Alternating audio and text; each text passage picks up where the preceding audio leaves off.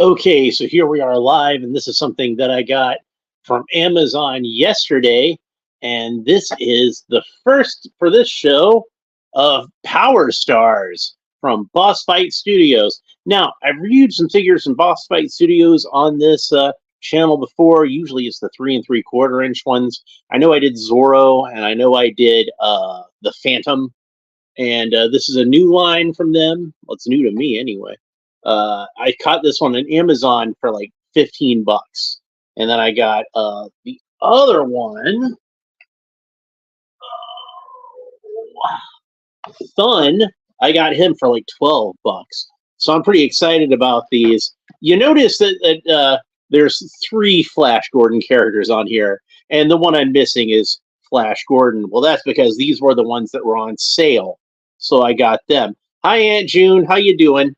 So I'll be talking about Thun sometime next week. We'll get into him, but for now, Ming's the one we're going to open, and I want to go ahead and open him real quick because he's already mostly open.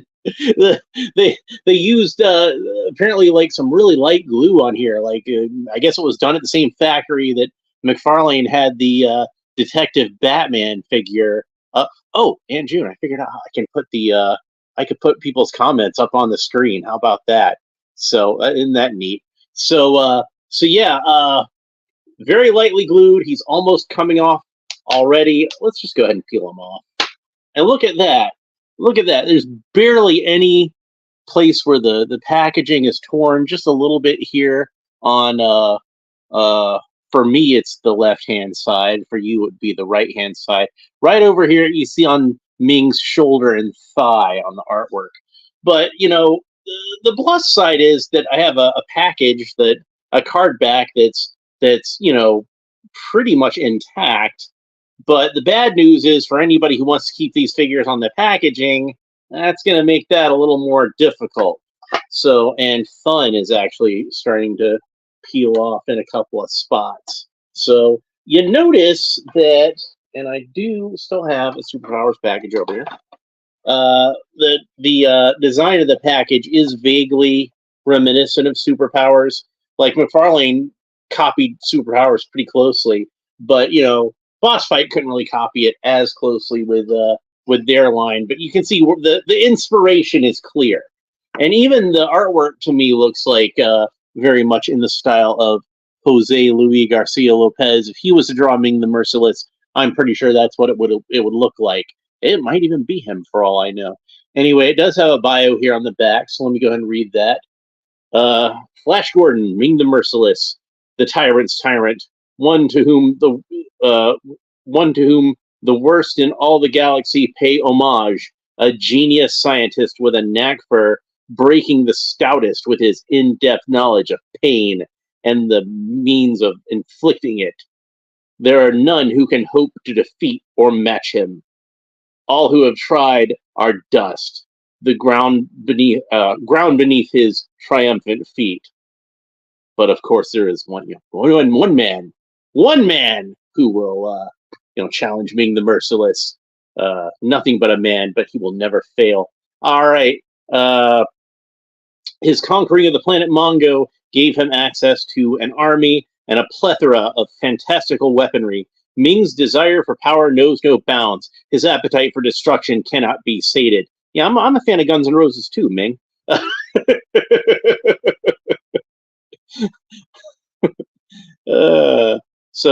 Monarchs come and go.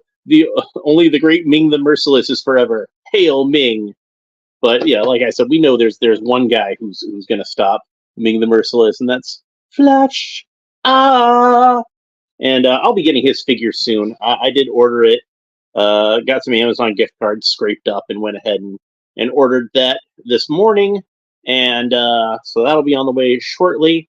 But for now, I just have Flash, and I have Ming, and I have Fun.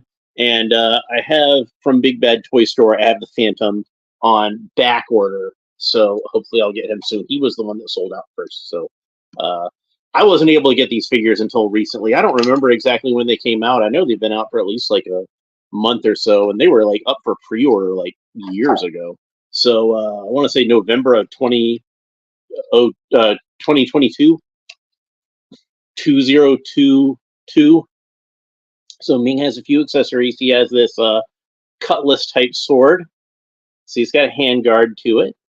And then he has a very vintage looking blaster.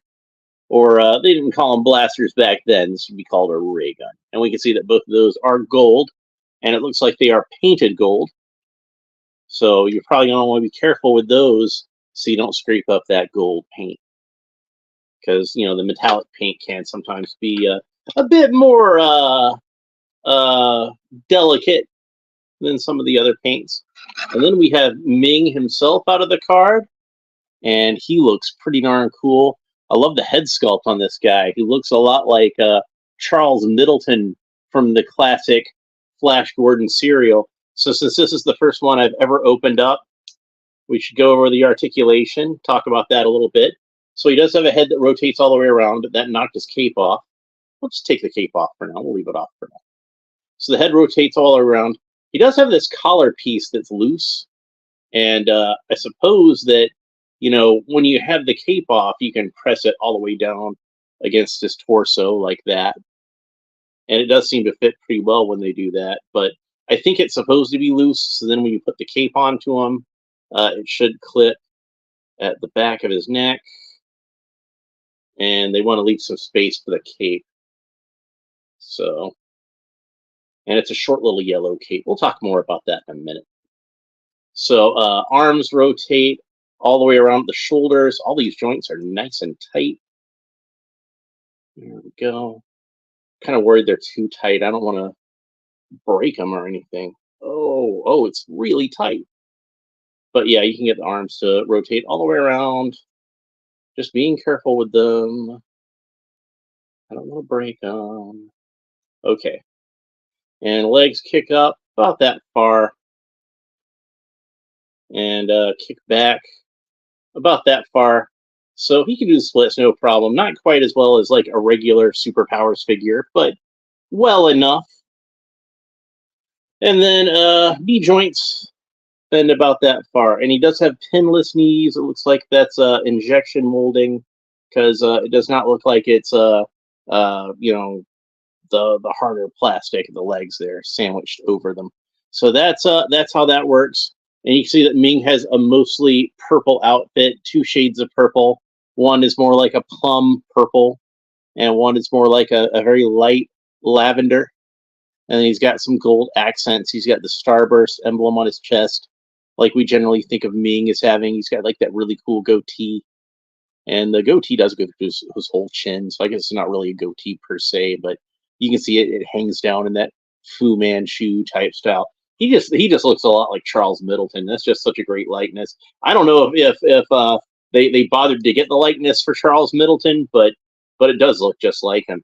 So he does have, like I said, he's got the pistol and he's got a holster here, so you can fit the pistol in the holster. And the sword, we can fit that in this little sheath right here, and it's a pretty simple sheath. It's not a full sheath; it's just kind of a little loop that you can hang it in. So there he is, well, his equipment in its proper storage space. And like I said, this clip doesn't fit on him as tightly as I would probably like. And also, like, it does cause some problems with the neck a little bit. You can see some flesh color there between the collar and the shirt, and that's kind of awkward. So I might just leave the cape off of him. I think he might look better without it. So, I mean, I'm glad they gave him a cape. I would rather, you know, have the option of giving him a cape. But I think he actually does look a little better without it. So there we go. Pretty darn cool figure. We do need to see him with his accessories in his hands. And he has 2 gripping hands, so he can hold both of these accessories at the same time. Although it would make more sense for him to hold the sword in the right hand, because you would draw your sword like that. But it'll also make more sense for him to draw his pistol, because you would draw your pistol like that. So I guess we're going to put the pistol in the right hand. We might as well. And the sword fits pretty decently in his hand. maybe a little bit loose once you get it in there, but still just fine. And he looks good with the ray gun and the sword. Pretty darn cool. So yeah, this is definitely a great figure. I like the choice of purple for a color for Ming. Now, Ming has worn lots of different colors in various figures over the years. Like, I think I've got at least one of them around here somewhere.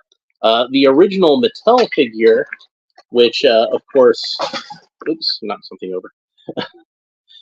There we go. The original Mattel figure put him into like this kind of tan outfit, and you can see NECA replicated it with this figure. And then, of course, there was the Defenders of the Earth Ming figure. I know I've got him around here somewhere because I just saw him not too long ago. But where did I see him at? That's where I got to remember. I got a big pile of stuff here on my couch I need to clean off anyway. A lot of action figure packages that I haven't gotten rid of because, for whatever reason, they didn't pick up the recycling last week. That was really annoying. So, somewhere around here is my Defenders of the Earth Ming figure. And I was going to try to compare that one too. Is he maybe on the other side? I could have sworn I'd just seen that one too. And that's my personal favorite Ming, is the Defenders of the Earth figure. Where is it? Of course, I do need to get that, the Max von Sydow version, because that one looks really cool also.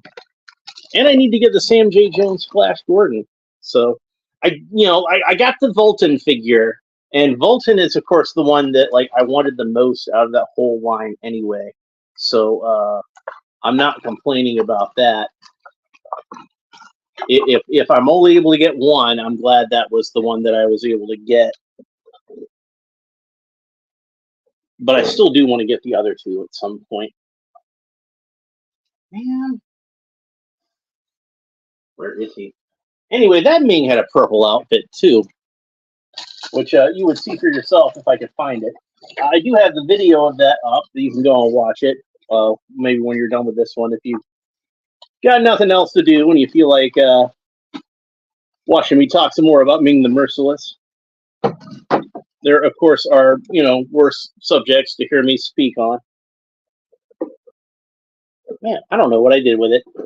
Oh well, I'll see if I can find him later and take some pictures to compare. But yeah, like what I might do is take a little bit of double-sided tape and just kind of stick this collar down onto his chest like that. I think it looks better like that than with the cape, honestly. And I could probably attach another cape on there somehow if I wanted to. I feel like this cape's a little short. This cape might be better for Robin than it might be for Ming. So, in fact, why don't I go get... I have... yeah, let me get that real quick.